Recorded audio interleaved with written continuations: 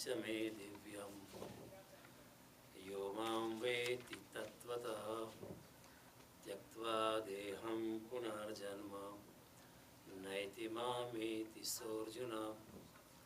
भगवान कहते हैं अर्जुन को कि हे अर्जुन, मेरे जन्म और कर्म दिव्य और अलौकिक है।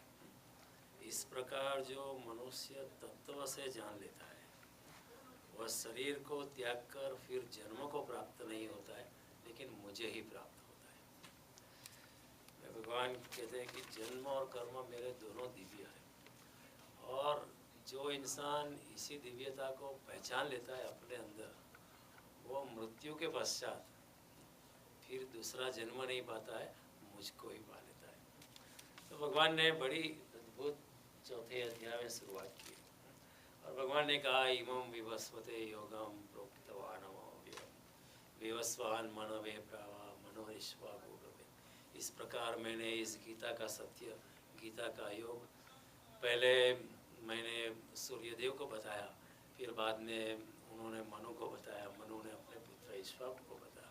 एवं परंपरा प्राप्त इमं राजर्षयो विदु सकाल नेह महता योगो नष्ट परम तप। इस प्रकार परंपरा से राज ऋषियों ने ऐसे योग को जाना, सत्य को जाना और दूसरे लोगों को बताया। ये परंपरा चलती रही है। और भगवान ने फिर कहा कि बहुत समय की धारा बहुत बह चुकी, तो उसके अंदर समय की धारा में ये योग जो है सकाल नेह महता योगो नष्ट परम तप। योग जो है थोड़ा सा लुप्त प्राय हो गया।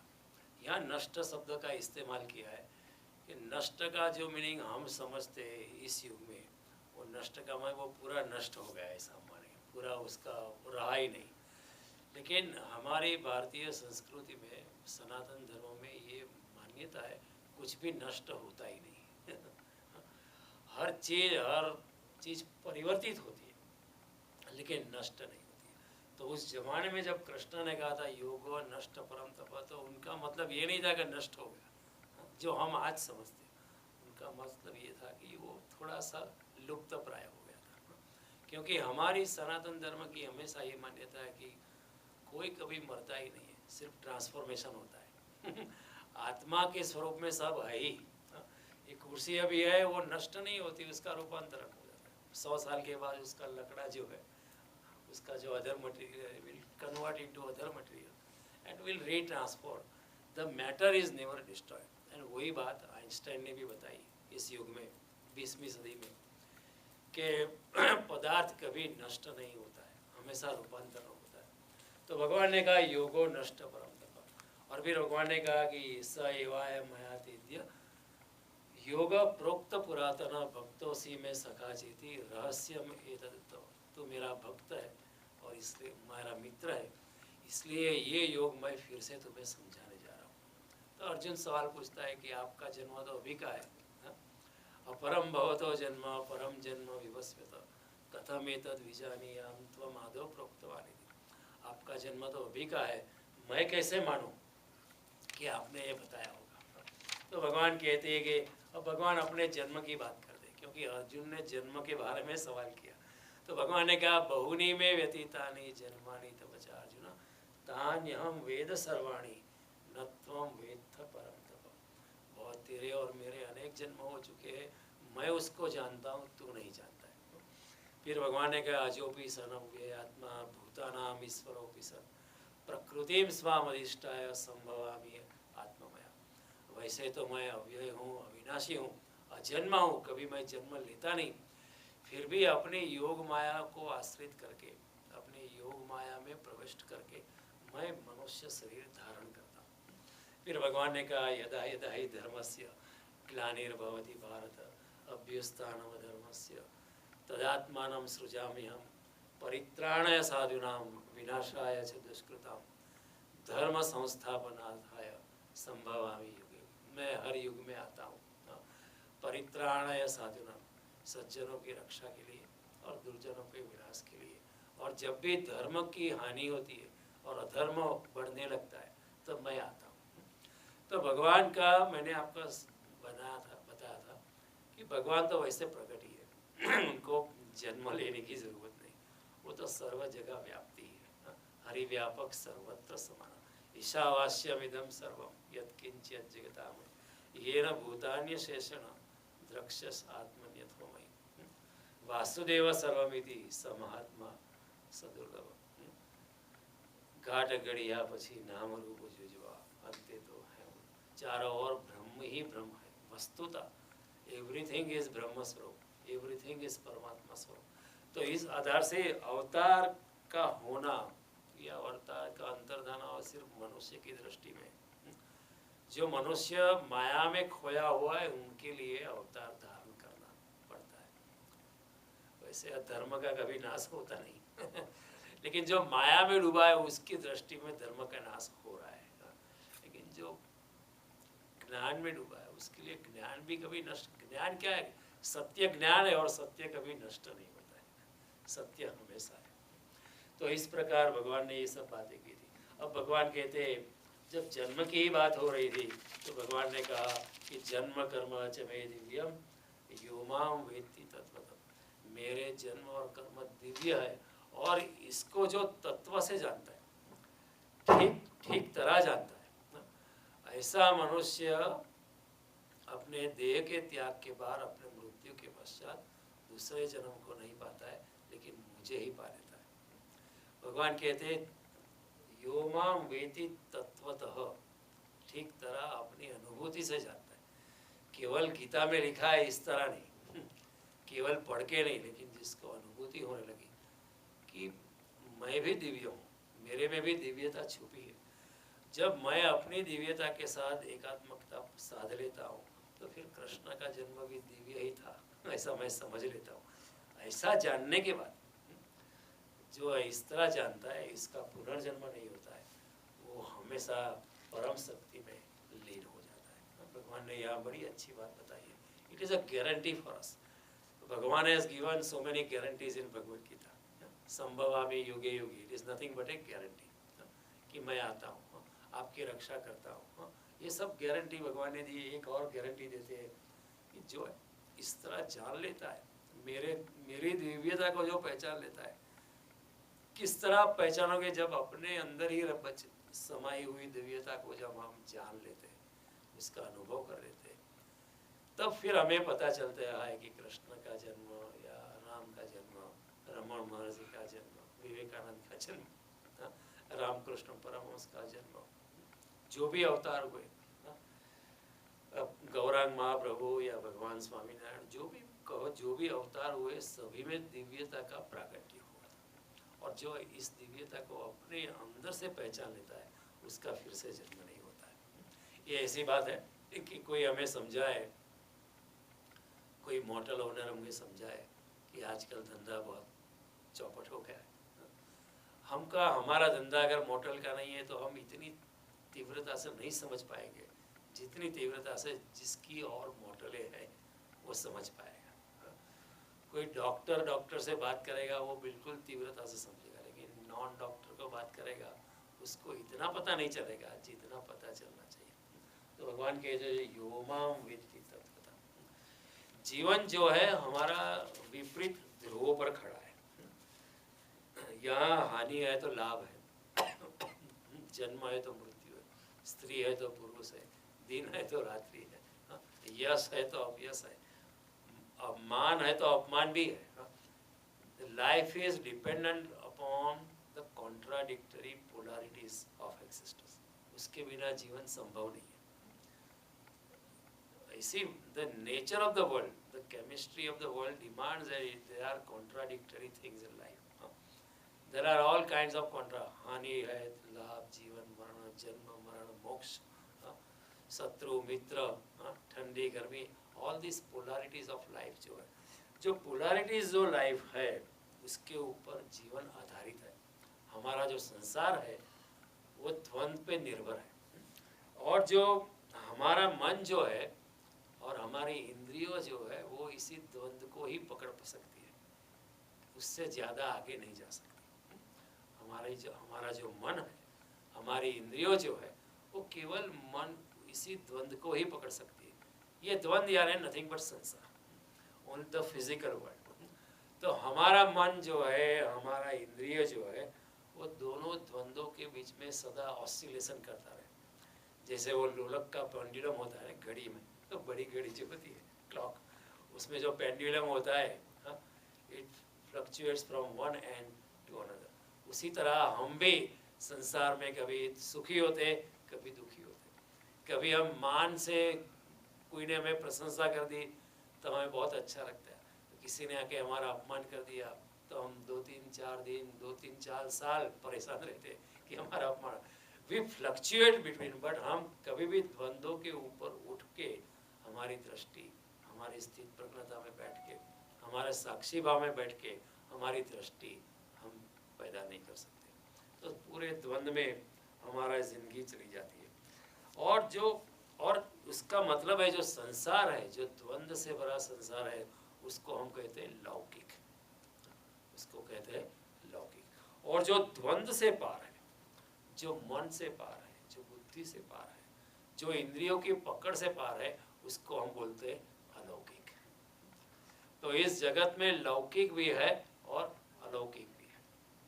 अलौकिक का अनुभव तभी होता है जब इंद्रियों की पकड़ से, मन की पकड़ से हम थोड़े ऊपर उठे और दोनों द्वंद्व से ऊपर उठे, निर्द्वंद अवस्था में अगर हम आए, तभी अलौकिक का थोड़ा सा अनुभव हो सकता है। नहीं तो आम तौर पर बहुत से लोग, ज़्यादातर लोग की जिंदगी ऐसे ही गुजर जाती है जैसे वो जन्मे थे। द्वंद्व में जन्म होता है और द्वंद्व में ही मर जाते हैं। सारी जिंदगी द्वंद्व में ही चलती है। जन्म तेरा बातों ही बीत गयो, तूने कबहू न कृष्ण कहो। ये दृष्टि में ही हमारी जिंदगी सारी चली जाती है, क्योंकि we fluctuate from one extreme to the other, from one to another, one to other. कभी भी हम ध्यान में बैठ के अंतर्गत होके मेरा सच्चा स्वरूप क्या है, इसके बारे में हम सोचने का हमें विचार भी नहीं आता है।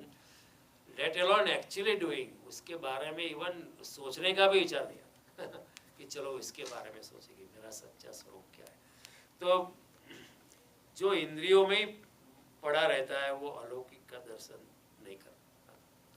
हाथ जिसे स्पर्श नहीं कर सकता है, आंखें जिसको देख नहीं पाती, कान जिसे सुन नहीं पाता है, वाणी जिसको प्रकट नहीं कर सकती, वो जो बुद्धि से भी अचिंत्य है, वो तत्व भी है, वो भी इस जगत में है वो। लेकिन उसकी अनुभूति तभी हो सकती है जब इंद्रियों और मन की सीमा से हम थोड़ा आगे जाने का प्रयास करें।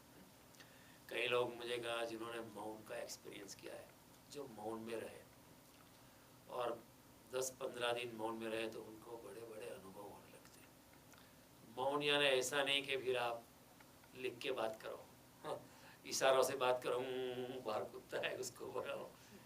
मौन यानी आप कोई संवाद ही नहीं, आप आपके साथ, आपके मन के साथ भी संवाद नहीं करते। जब बाहर संवाद रुक जाता है तो हम अपने साथ बातचीत करने लगते हैं। ऐसा होता है नहीं, वो फिर हमारा मन अपने साथ बात करने लगता है। लेकिन मन की एक अवस्था आती है कि जब अपने मन से भी बात नहीं करते, तो धीरे धीरे हम अपने मन से भी मुक्त होने लगते हैं। और जब ऐसी अवस्था आती है तो दिव्य शक्तियाँ जो मन के पार चला गया है उसको अलौकिक का अनुभव भी कराती है। जो दिव्य आत्माएं चारों ओर वायुमंडल में घूम रही है, वो भी आपके साथ थोड़ा सा मौन अवस्था में कम्युनिकेशन करना चालू करती है। और आपको एसोटेरिक थिंग्स, जो इंद्रियों से परे बातें हैं, that which you can call sixth sense, लेकिन 7th, 8th, 9th, 10th sense भी होती है, उसी सभी अलौकिक जगत का हमें धीरे धीरे पता चलने लगता है। तो जब तक मन की सीमा में हम आए, जब तक समय और स्थान की रेखा में हम घिरे पड़े हैं, तब तक हम उसको ट्रांसेंड नहीं कर सकते, लौकिक के पार नहीं जा सकते। और जब लौकिक के पार नहीं जा सकते तो अलौकिक का अनुभव हमें होता नहीं है। अलौकिक यानी दिव्यता का हमें अनुभव होता नहीं। भगवान कहते हैं जन्म कर्म च मे दिव्यम यो माम वेत्ति तत्वतः, जो मेरी दिव्यता को तत्व से पहचानता है, यानी जो मन की सीमा रेखा से, बुद्धि की सीमा रेखा से थोड़ा आगे निकल गया है, वही मेरे दिव्य स्वरूप का पहचान कर सकता है। उसके अलावा मेरे दिव्य स्वरूप की पहचान करनी बहुत मुश्किल है। तो भगवान कहते हैं कि अलौकिक भी यहाँ सदा मौजूद है, it it is also there and it is also available.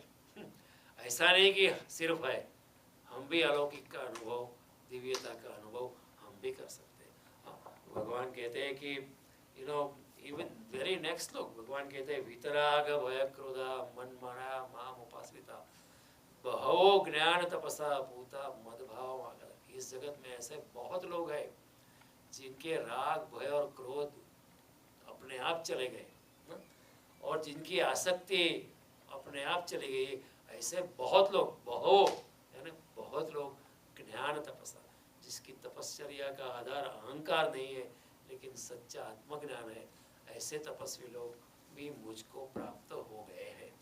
तो भगवान कहते हैं कि ऐसे भी लोग हैं जो मेरी दिव्यता को पहचान लेते हैं, वो मेरे स्वरूप को पा लेते हैं, और जो मेरे स्वरूप को पा लेते हैं उसका पुनर्जन्म नहीं होता है, वो मुझको ही प्राप्त हो जाते हैं। तो भगवान कहते हैं ये तो बड़ी आसान बात है। भगवान नहीं कहते कि मंदिर में कम से कम $2 मिलियन का डोनेशन करना पड़ेगा।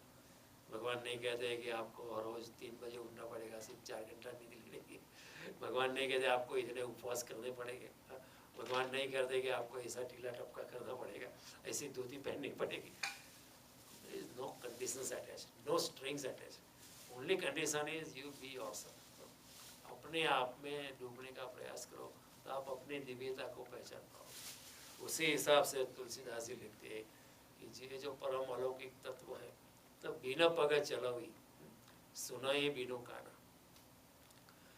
कर बिना कर्म करई विधई नाना आनंद रहित सकल रस भोगी बिना वाणी वक्ता बड़ जोगी तन बिनु परस नयन बिनु देखा ग्रस ही घ्राण बिनु वास शेषा अस सब भांति अलौकिक करनी महिमा जासु जाय नहीं वर्णी। ये परम शक्ति जो है हाथ के बिना सभी कर्म करते हैं, कान के बिना सब कुछ सुनती है, आंखों के बिना सब कुछ दिखती है, शरीर के बिना सब कुछ स्पर्श करती है।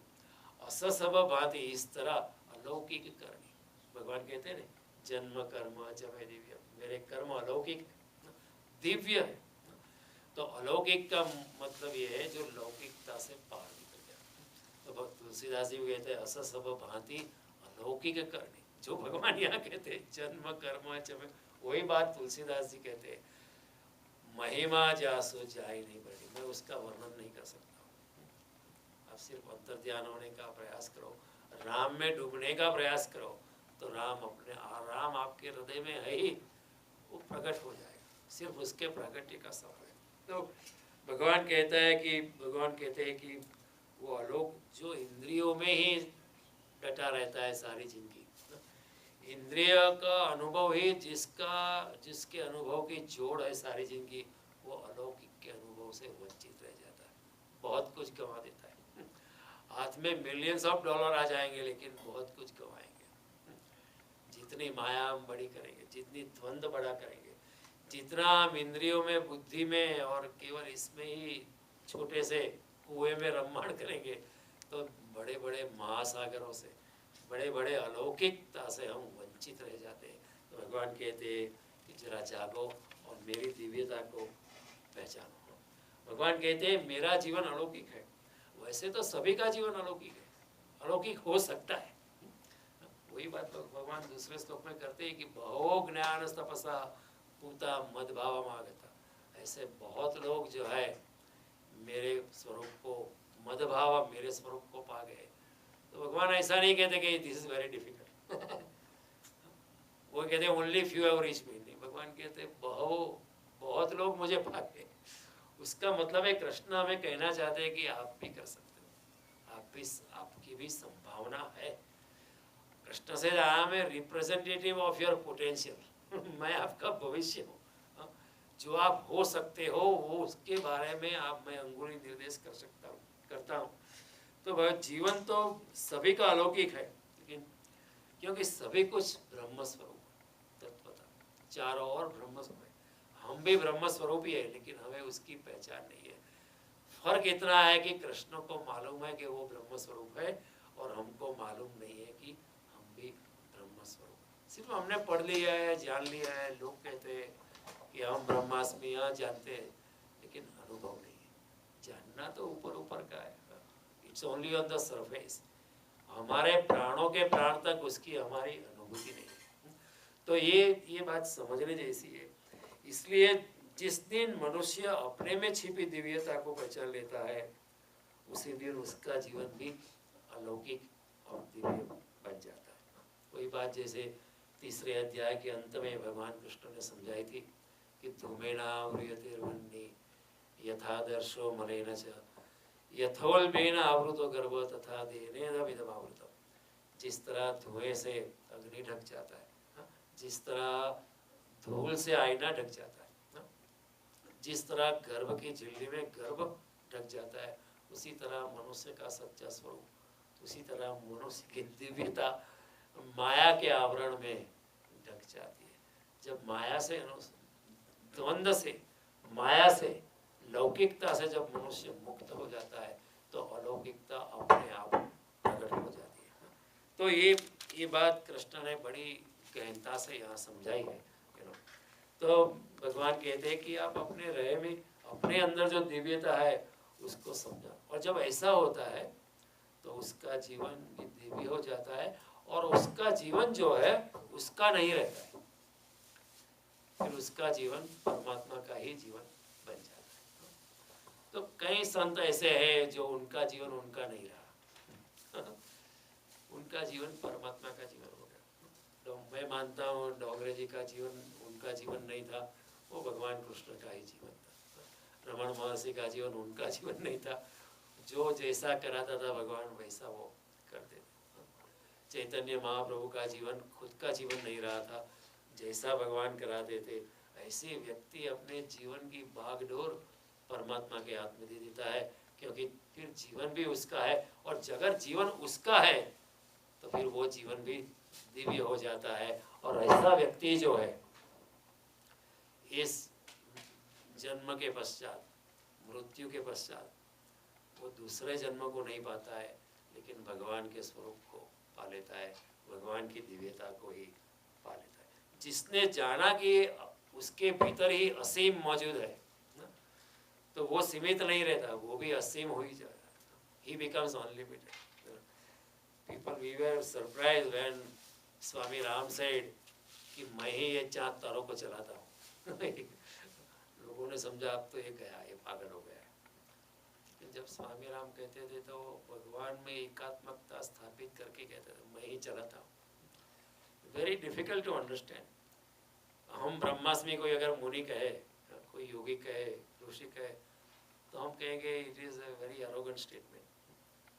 तो समझने की बात है कि जिसने व्यक्ति ने जान लिया कि असीम उसके अंदर ही मौजूद है, भगवान उनके हृदय में बिरा, उसको जब जान लिया तो वो भी असीम हो जाता है, वो भी मिल जाता है, वो भी अलौकिकता का अंतर दर्शन कर देता है। फिर वो नए जन्म को प्राप्त नहीं होता है, भगवान कहता है वो मुझे ही उपलब्ध हो जाता है, मुझको ही प्राप्त हो जाता है। वही बात कबीर जी ने दोहराई, हैरत हैरत हे सखी रहा कबीर हैराई, बूंद समानी समुद्र में सोकत है जाए। मेरी छोटी सी बूंद परमात्मा के सागर में लीन हो गई, अब उसको मैं कैसे बाहर निकालूं ये संभव नहीं, क्योंकि मैं खुद परमात्मा स्वरूप हो गया। हमें कहेंगे कबीर बड़े अहंकारी लगते हैं, लेकिन अहंकारी नहीं। अब मैं कैसे निकलूं?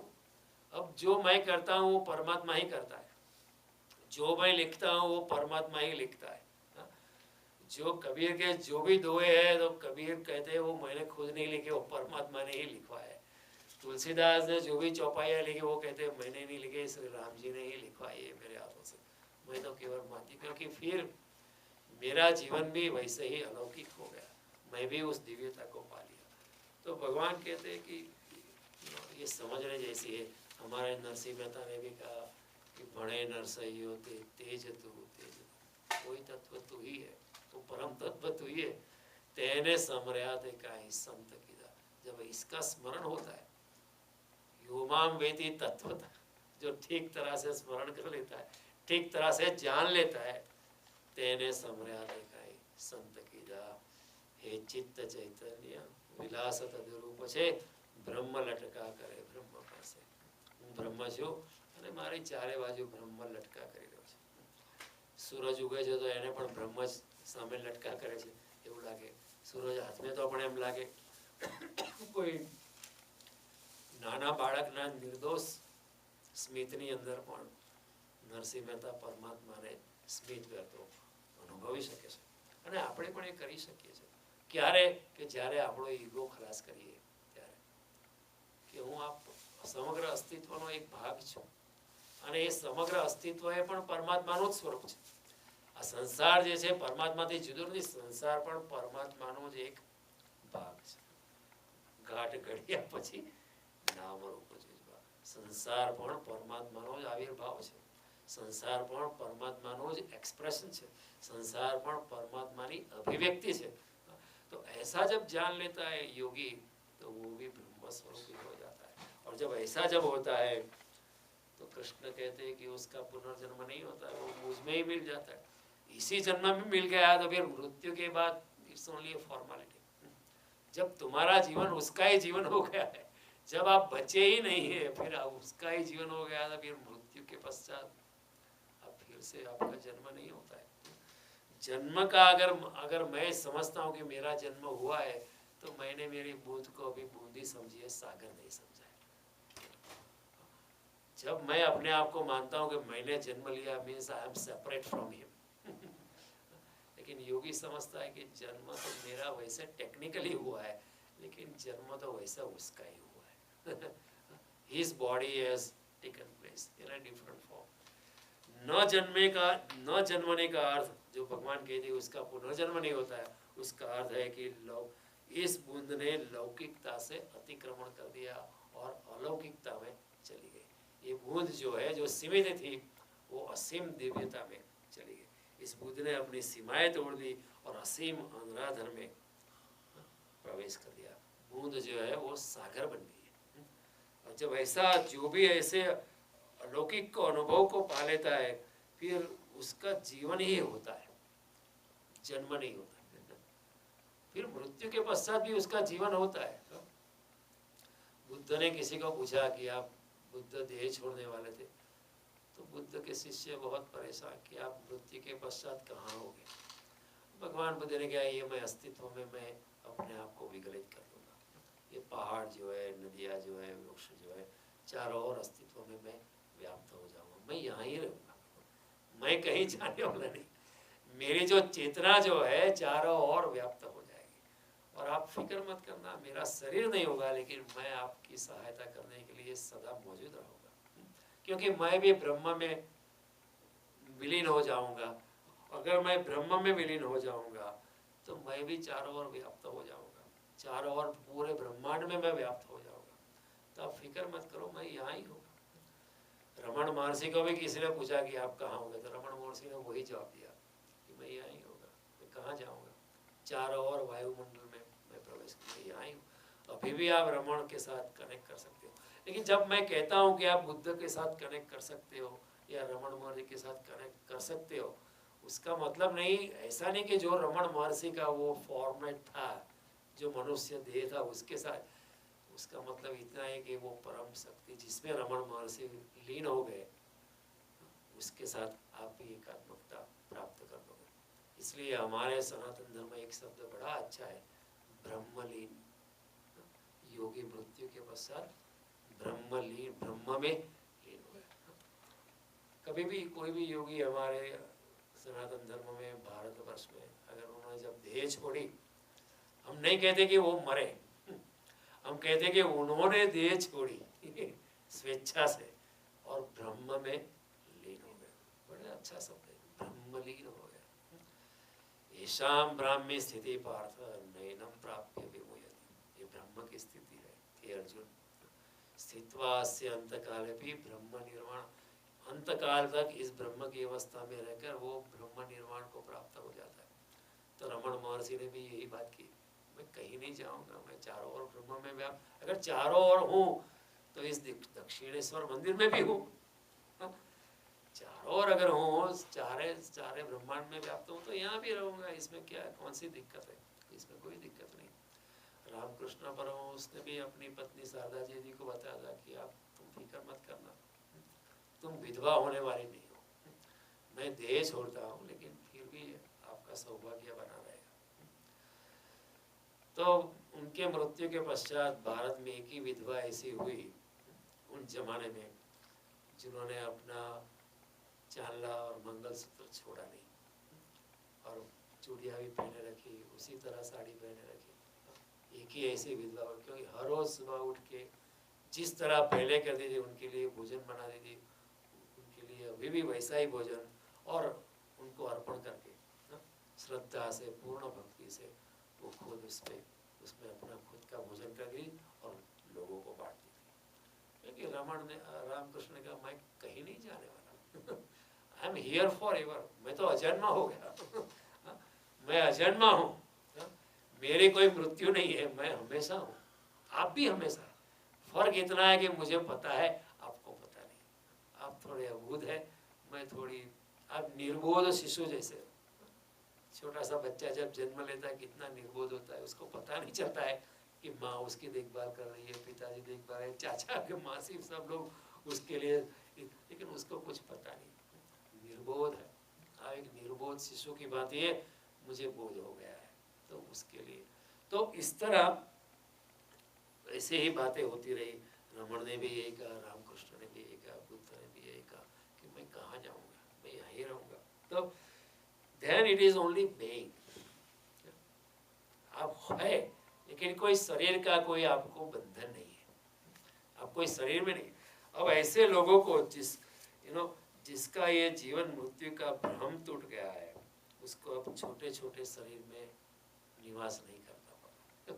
वो विराट ब्रह्म जो चारों ओर जो संसार है, वो परमात्मा का विराट शरीर है, वो विराट शरीर में रहता है। अभी 1-2 बेडरूम के अपार्टमेंट में से वो 7 बेडरूम हाउस में रहने लगा, ऐसा इस जस्ट एक कंपैरिजन के लिए। अभी छोटे छोटे घर में नहीं रहता, एक मनुष्य के शरीर में चारों ओर व्याप्त हो गया।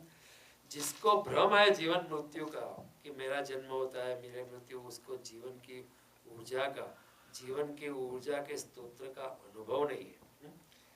इसलिए वो तटों के बीच में बहता रहता है। उसका जन्म और मृत्यु के 2 तट है, उसके बीच में उसकी नदी की धारा बहती रहती है। जिसको पता चल गया कि मैं तो ब्रह्म स्वरूप ही हूँ, वो कृष्ण को भी समझ लेता है कि कृष्ण का जन्म भी दिव्य था, और मेरा, जब तक हमारा जन्म दिव्य नहीं होता है, जब तक हमारा कर्म भी दिव्य नहीं हो सकता है, तब तक कृष्ण का जन्म दिव्य है और कृष्ण का कर्म भी दिव्य है, हमको पता नहीं चलता है। ज़्यादा से ज़्यादा हम आके मंदिर में पूजा करेंगे, कृष्ण भगवान के चरण में फूल लगाएंगे या प्रसाद करेंगे, मंदिर में प्रसाद लेके हम चले जाएंगे, उससे ज़्यादा। लेकिन जब अनुभव होता है आंतरिक, फिर आप अपने घर में बैठे रहे, मंदिर आने की भी कोई ज़रूरत नहीं, क्योंकि आप खुद एक स्वयं एक मंदिर हो जाता है। जब दिव्यता का प्राकट्य होता है तो मनुष्य खुद एक मंदिर बन जाता है, एक भगवत स्वरूप ही हो जाता है, वो हलता चलता फिरता मंदिर हो जाता है। तो ये बात कृष्ण इधर बहुत, और जो इंद्रियों से और पदार्थ से जो है, हमें सिर्फ पदार्थ का बाहर का स्वरूप ही हमें पता चलता है। With our sense organs we can only touch the outer surface of the matter. व्यक्ति ने, कोई ने बहुत तो तुम्हारी आपकी आंखों से आप उसका बाहर का शरीर, लेकिन उसके भीतर जो परम ऊर्जा है उसका अनुभव तभी होता है जब आप मन से और इंद्रियों से पार चले जाते हो, तब तक उसका अनुभव नहीं होता। जब तक इंद्रियों की सीमा में हम आए, जब तक हम मन की सीमा में है, तब तक जो सभी पदार्थ में, सभी व्यक्ति में, सभी प्राणी में, सभी भूत मात्रा में जो परम शक्ति छिपी है, उसका हमें अनुभव नहीं होता है। हम उनके सिर्फ परिणाम जानते हैं, लेकिन उसका जो ओरिजिनल स्तोत्र जो है, उसका जो ओरिजिनल सोर्स है, उसको हम जान नहीं पाते। जैसे बिजली है, देखो बिजली को हम कभी देखते नहीं, बिजली का परिणाम देखते हैं। We are seeing the light coming out of the fluorescent, लेकिन वो बिजली नहीं है ये उसका परिणाम है। अगर आप इसको फोड़ भी डालो, बिजली के बल्ब को फोड़ भी डालो, तो भी जो आप देखते हैं तो उसका मैटर ही देखते हैं, लेकिन बिजली को नहीं देखते बिजली को आप बिजली को पकड़ दो, किसी विद्युत के तार को, आपको झटका लगेगा, तो फिर वो भी बाहर का अनुभव है, वो तो झटका लगने से आपका शरीर कंप गया, लेकिन बिजली को आपने देखा नहीं है, आप सिर्फ उसका परिणाम देखते हैं। इसी तरह संसार में जो कुछ हम देखते हैं वो परिणाम देखते हैं। किसी व्यक्ति को देखते हैं या ये कुर्सी को देखते हैं, उसके पीछे जो परम शक्ति है उसका परिणाम, उसका फॉर्मेट ही हम इंद्रियों से देखते हैं। तो जो परम शक्ति इसमें जो छिपी पड़ी है, सब में जो भगवान बैठा है, सब में जो, सबके हृदय में जो राम बसा हुआ है, उसका अनुभव हम नहीं कर सकते। Till then we are in duality, तब तक हम द्वंद में होते हैं, तब तक हम राम की ही प्रशंसा करेंगे, लेकिन रावण में भी जो राम है उसका अनुभव नहीं कर पाते। रामायण पढ़ने के बाद अगर हम रावण में भी जो राम है उसका अनुभव नहीं कर पाते तो रामायण पढ़ी नहीं। तो जो लोग रामायण ठीक तरह से समझे नहीं वही रावण का पुतला जलाते हैं क्योंकि फिर राम जो समझ गए ठीक तरह से वो फिर रावण का पुतला क्यों जलाएंगे, क्योंकि रावण में भी राम है सभी पुण्यात्मा में भी भगवान है, पापात्मा में भी भगवान है, सभी जगह वो ही मौजूद है। चारों ओर ब्रह्म व्याप्त है। ईशावास्यमिदं सर्वं यत्किंचित् जगत्यां, जो भी जगत में दिखाई पड़ता है चारों ओर ब्रह्म ही व्याप्त है। ब्रह्म सत्य जगन मिथ्या, चारों ओर ब्रह्म। सो दुश्मन में भी ब्रह्म है, मित्र में भी ब्रह्म है, शुभ में भी ब्रह्म है, अशुभ में भी ब्रह्म है। इसी हिसाब से भगवान कहते हैं शुभाशुभ परित्यागी भक्ति मान में प्रियो न, जो शुभ और अशुभ दोनों से मुक्त हो गया है ऐसा भक्त मुझे प्रिय है, वो मेरे साथ जुड़ गया। शंकराचार्य भी कहते हैं न धर्मो न चार्थो। हमें आश्चर्य लगता है कि शंकराचार्य जैसा योगी कहता है मुझे धर्म से भी कोई मतलब नहीं मुझे धर्म से भी कोई मतलब नहीं है। Only Shankaracharya can have courage to make a statement like this. न धर्मो न चार्थो न कामो न मोक्ष, मुझे मोक्ष की भी कोई परवाह नहीं है क्योंकि हम समझते हैं हम पुण्यात्मा हो गए तो मोक्ष मिलेगा इसलिए पुण्य कर्म करो। शंकराचार्य कहे कि आप पुण्य कर्म से भी आपका अभिमान बढ़ सकता है कि मैंने इतने पुण्य कर्म किए, और जब तक अभिमान है तब तक परमात्मा को पाना संभव नहीं है अभिमान ही सभी अवगुण का मूल स्तोत्र है। जब तक अभिमान है, जब तक मेरा सटल ईगो मौजूद है, तब तक परमात्मा आना भी चाहे तो भी मुझ में प्रवेश नहीं कर सकता। I am the barrier no one else is the barrier, I am the real barrier in letting him enter me. जिस दिन हम अहंकार से मुक्त हो जाते हैं, जिस दिन हमारे अहंकार का पत्थर परमात्मा के जल स्तोत्र से हट जाता है, तो परमात्मा का जल प्रपात अपने आप कल कल नाद करके बहने लगता है। तो भगवान बहुत साफ कहते हैं कि आप जो देखते हो केवल परिणाम देखते हो। किसी व्यक्ति को देखते हो आपकी इंद्रियों से तो आप मेरी ऊर्जा का आविर्भाव, परिणाम, फॉर्मेट, आकृति देखते हो, लेकिन उसके भीतर जो ऊर्जा छिपी हुई, जो परम शक्ति है उनके भीतर भी है, उसको आप देखते नहीं। जब मैं एक कुर्सी को देखता हूँ, सिर्फ कुर्सी को देखता हूँ, लेकिन कुर्सी के भीतर भी जो जड़ में भी जो परमात्मा व्याप्त है उसको मैं देख नहीं पाता। क्यों? क्योंकि I am limited to my sense organ. मैं इंद्रियों में और मन की सीमा में, स्थान की सीमा में मैं बंधा हुआ हूँ, बुद्धि की सीमा में बंधा हुआ हूँ, और मेरी ये मान्यता है कि जो भी मैं जानता हूँ इंद्रियों से, मन से, बुद्धि है, वही सब कुछ है। लेकिन मुझे अलौकिक जो इंद्रियों की सीमा से जो पार है, जो दिव्यता है, जो बुद्धि से भी जो आगे है, उसका मुझे कोई परिचय नहीं। तो then I am kind of cheating my own self. भगवान कहते हैं तीसरे अध्याय में मैंने बताया था, इंद्रियाणि पराण्या हो इंद्रियों परम मन, मनस्तु परा बुद्धि यो बुद्धिर परतस्तु सो।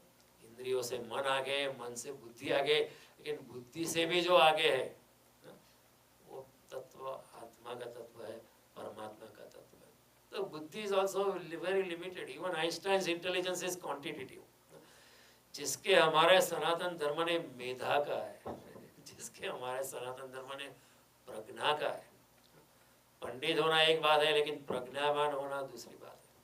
बहुत पंडित हो गए, लेकिन शंकराचार्य प्रज्ञावान है, रमण महर्षि प्रज्ञावान है, चैतन्य महाप्रभु प्रज्ञावान है, वो पंडित नहीं है। जान सकते हो आप, ज्ञान को कंठस्थ कर सकते हो, सारे वेद को जान सकते हो, लेकिन उससे प्रज्ञा से जागृति हुए ऐसा कहा नहीं जा सकता।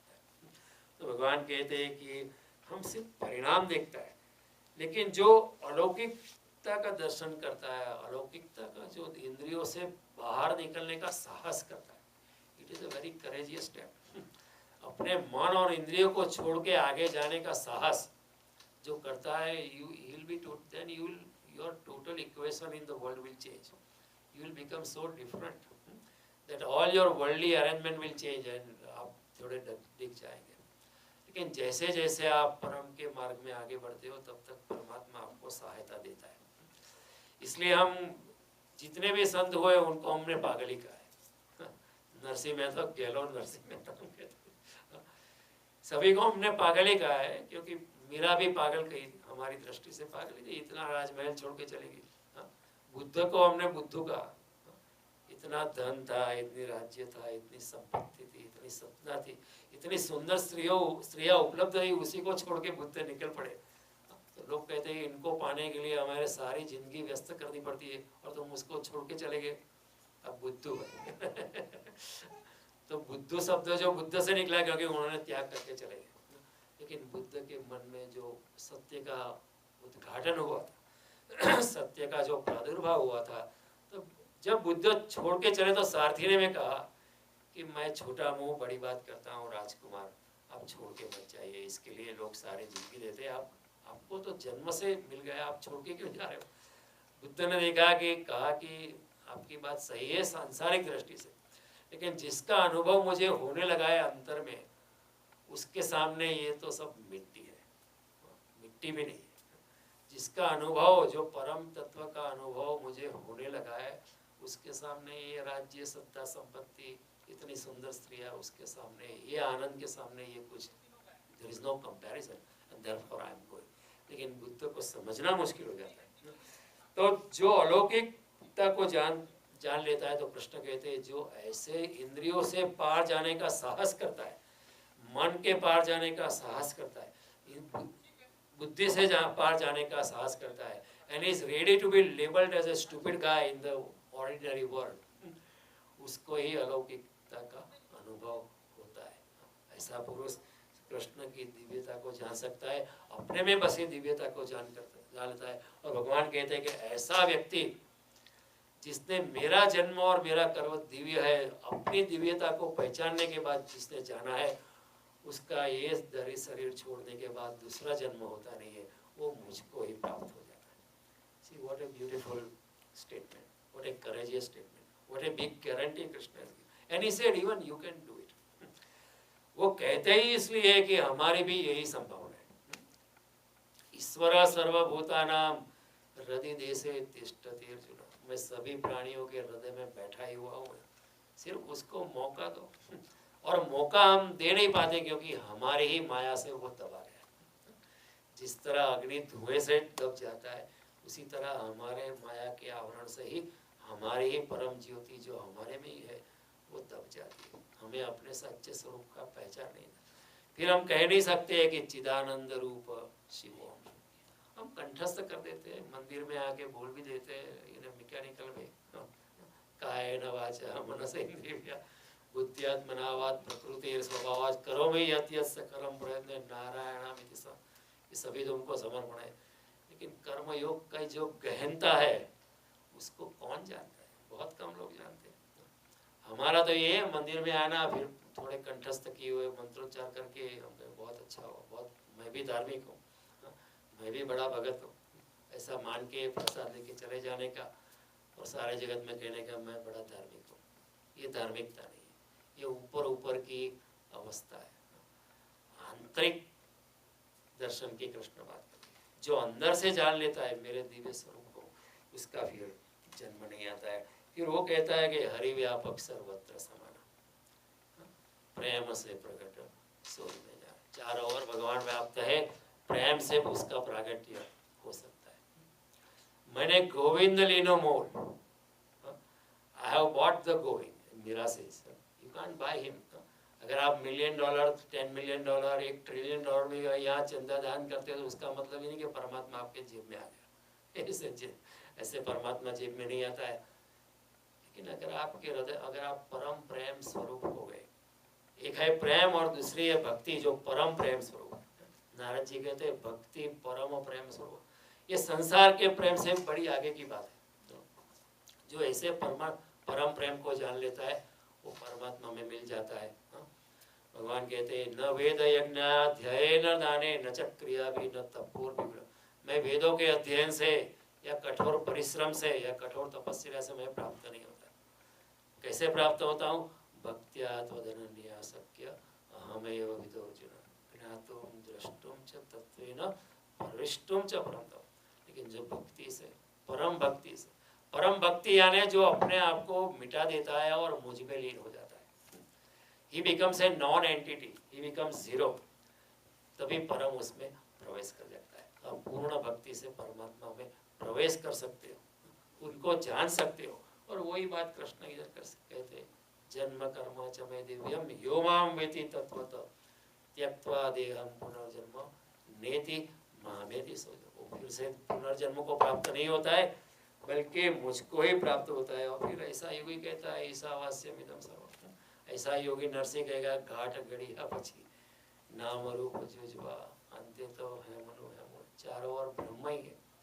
सोने की आप चूड़ियाँ बनाओ या इयररिंग्स बनाओ, लेकिन अंत्य तो इट इज अल्टीमेटली अंततः it is gold, it is expressed in different form.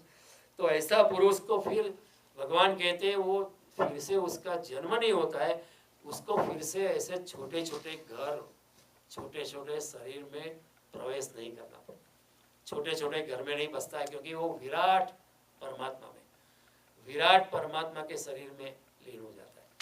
फिर उसके छोटे छोटे इधर उधर जाना नहीं पड़ता है, विराट में उसका प्रवेश हो जाता है और वो मेरे साथ ही हो जाता है। मेरे साथ एक हो जाने का मतलब क्या है? ही becomes in oneness with the existence.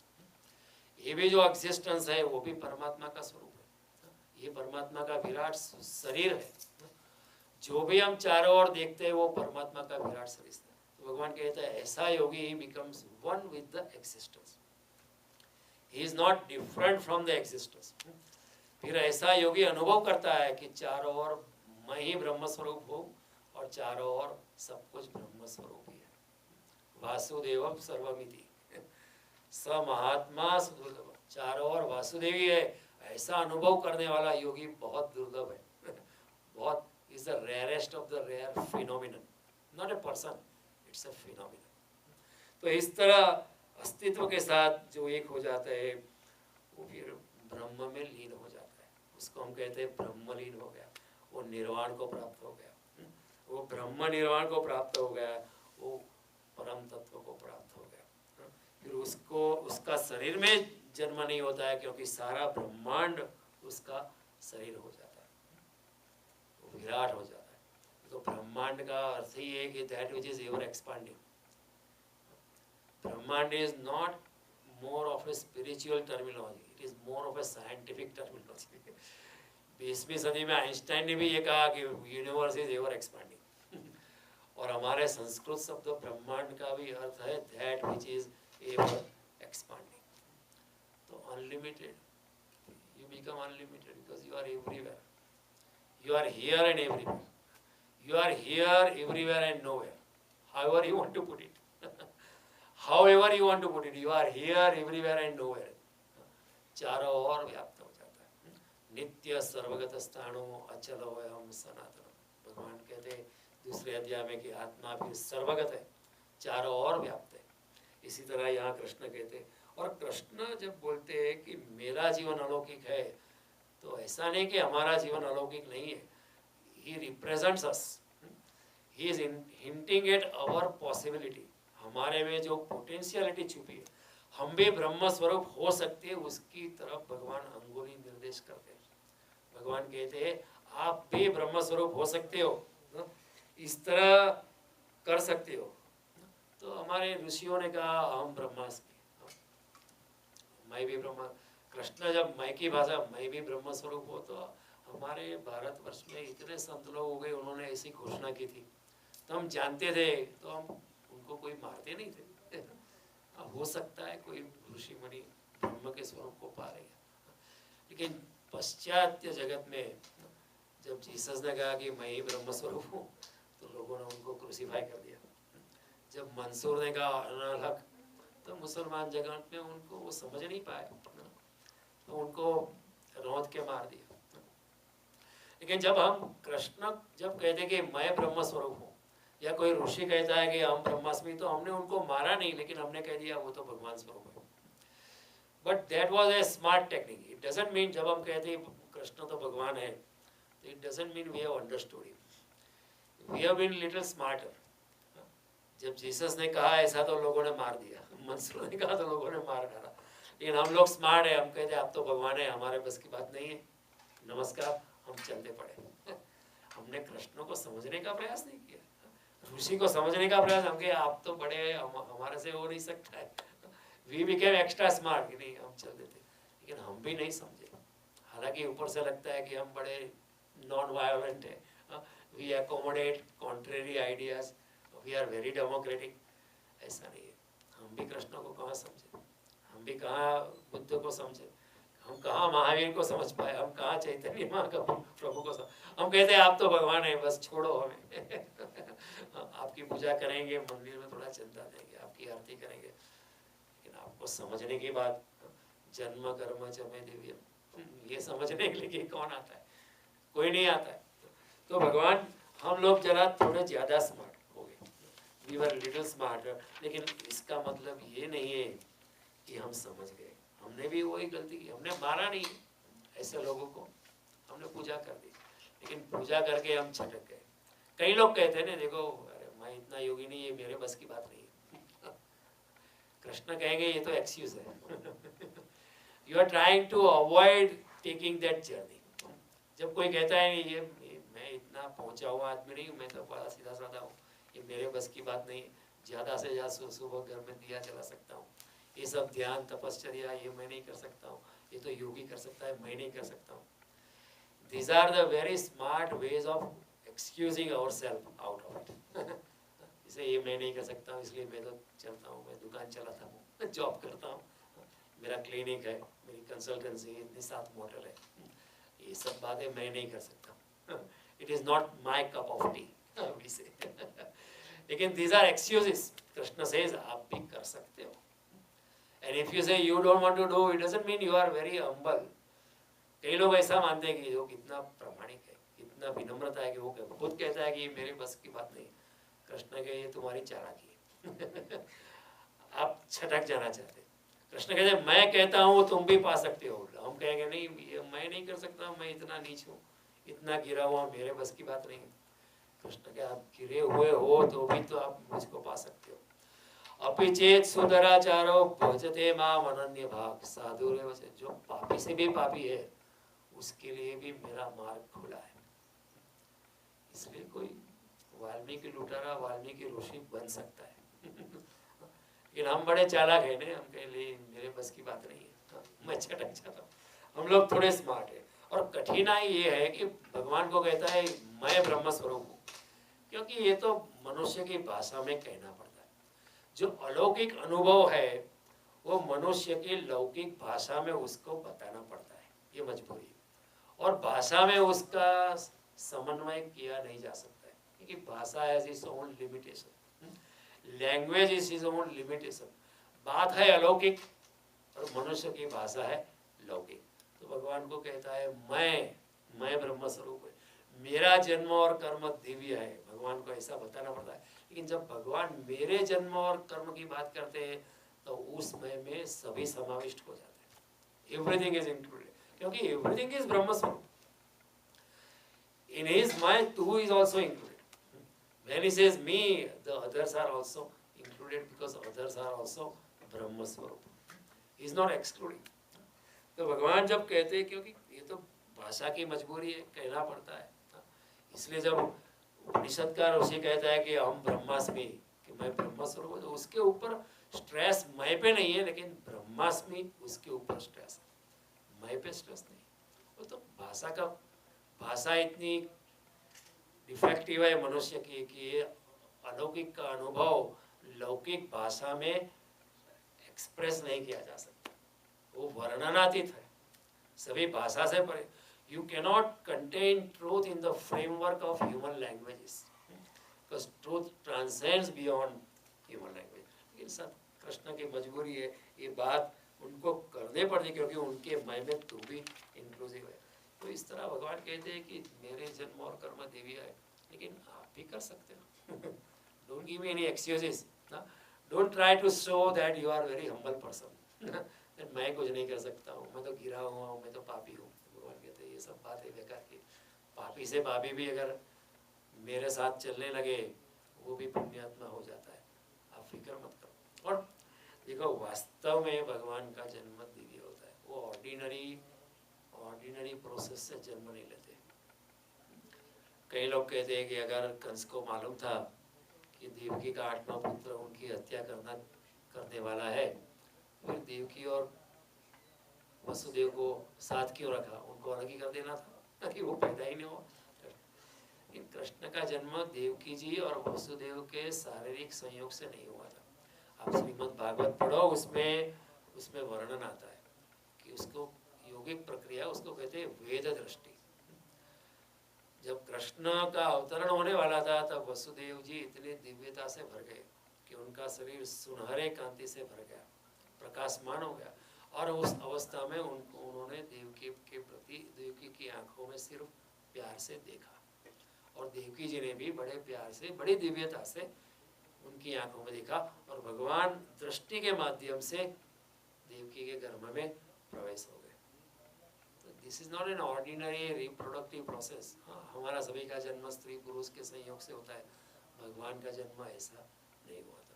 भगवान राम का जन्म भी हम जानते हैं, पुत्रष्टि यज्ञ जब दशरथ राजा ने किया तब कौशल्या की कुख से भगवान राम का जन्म हुआ।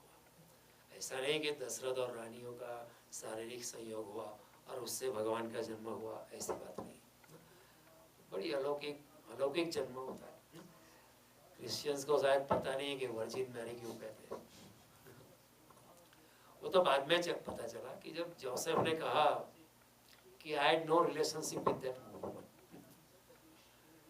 जब जोसेफ ने कहा कि इस औरत के साथ मेरा कोई शारीरिक व्यवहार था ही नहीं, तभी पता चला कि ये तो वर्जिन थी और कुंवारी माता बनी। ये हमें आश्चर्य लगता है कि किस तरह कुंवारी माता सगर्भा बनेगी, किस तरह पुरुष की सहायता के बिना किसी पुत्र को जन्म देंगी, लेकिन हो सकता है।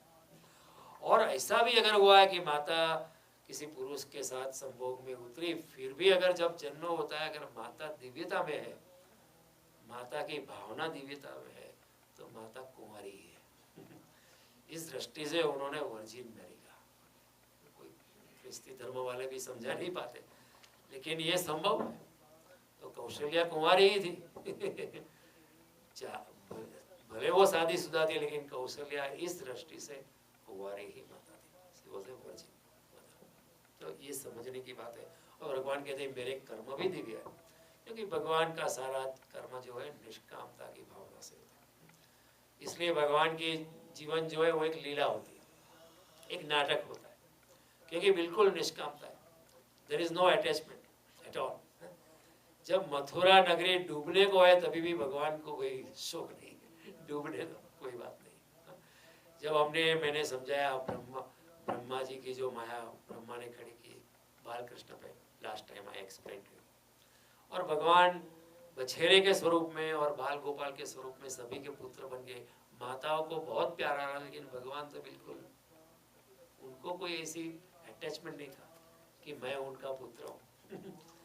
उनको ऐसा लगता है कि मैं उनका पुत्र, लेकिन मुझे कोई माता नहीं, न बंधु न शिष्य, गुरु नहीं शिष्य, न मैं द्वेष रागो न मैं लोगों को।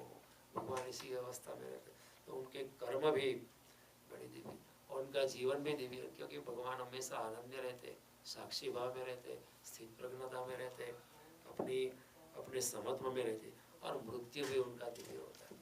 वो अपना देह खोल छोड़, ऐसा नहीं। भागवत कहता है कृष्ण अपने शरीर के साथ चले गए, ऐसा नहीं उनका शरीर इधर अपने अग्निदाह की थी इस जगह पे, ऐसा नहीं। भगवान सदेह से चले, भगवान राम भी सदेह से चले। तो उनका जन्म जो है, उनका जीवन जो है, उनके कर्म जो है, उनकी मृत्यु जो है, उनका जो होना है दिव्यता से भरा हुआ। और भगवान कहते हैं जो इस दिव्यता को जान लेता है, जो खुद दिव्य होकर मेरी दिव्यता को जानते, क्योंकि जब तक हम खुद दिव्य नहीं होते तब तक कृष्ण की दिव्यता हम समझ ही नहीं पाएंगे। तो जब तक ऐसा होता नहीं तब तक हम समझ नहीं पाएंगे, लेकिन जब ऐसा हो जाता है तो भगवान कहते हैं त्यक्त्वा देहं पुनर्जन्म न एते मामेति सोचना, उसका पुनर्जन्म नहीं होता है, वो मुझको ही प्राप्त होता है। कृष्ण ने यहाँ बड़ी अद्भुत बातें बताई है। One of the guarantees, one of the very solid guarantee Shri Krishna has given to us. और हम भी अगर दिव्यता के मार्ग पर चलने लगे तो धीरे धीरे it is doable, it is not impossible, ये हो सकता है। कई लोगों ने किया है और हम भी कर सकते हैं, लेकिन तब करना नहीं होता है, तब हो जाता है। When we are doing, then I am doing, then my ego is present. लेकिन जब मैं ईगोलेस हो जाता हूँ तब ऐसा अपने आप हो जाता है। मैं करता नहीं हूँ, क्योंकि जब तक मैं करता हूँ तो मेरी कर्तापन की भावना है, मेरा अटैचमेंट है, लेकिन ऐसा अनायासी से हो जाता है। जब ऐसा अनायासी से हो जाता है तो हम दिव्यता को पहचानते हैं और कृष्ण की ये बात जो है उसको भी पा लेते हैं। फिर हमारा पुनर्जन्म नहीं होता, छोटे छोटे घर में हमें आना नहीं पड़ता है, सारा ब्रह्मांड हमारा सेट हो जाता है। तो अगले मंगलवार को जब मिलेंगे तब इस यात्रा को आगे बढ़ाएंगे। Still one more Tuesday before Diwali, तो विल सी अगले मंगलवार को क्या करना है दिवाली में। If you want to take off we can take of.